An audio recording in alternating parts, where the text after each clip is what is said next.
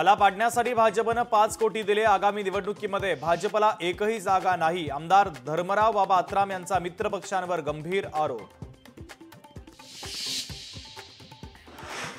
बिहार विधानसभेसाठी एनडीएचं जागा वाटप जाहीर। भाजप 101 जागा, जेडीयू 101 जागा लढवणार, तर एलजेपी पक्ष 29 जागा, आरएलएम पक्ष 6 जागा लढवणार। राज्यसभा निवडणुकीसाठी भाजपची यादी जाहीर। यादीमध्ये गुलाम मोहम्मद मीर यांचा समावेश उल्लेखनीय।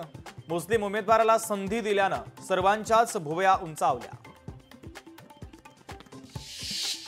ठाकरे बंधूंच्या भेटीगाठी सुरूच। दोघांमध्ये मातोश्रीवर 2.5 तास भेट। कोणतीही प्रतिक्रिया न देता राज ठाकरे शिवतीर्थकडे रवाना। एसटी कर्मचाऱ्यांच्या प्रश्नासंदर्भात तोडगा काढण्यासाठी उपमुख्यमंत्री एकनाथ शिंदे घेणार बैठक। सोमवारी 1 वाजता मुंबई सेंट्रल येथे पार पडणार बैठक।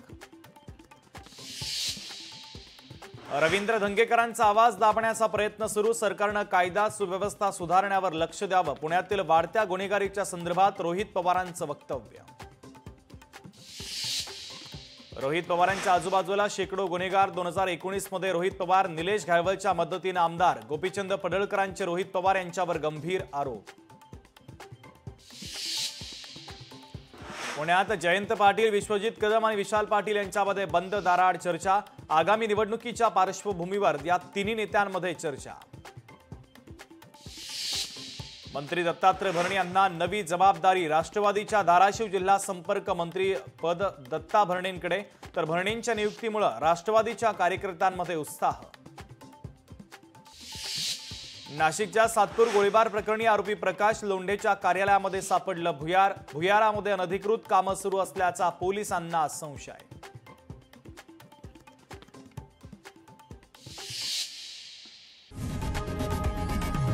लोकशाही मराठी ऐका, पहा, जागरूक रहा।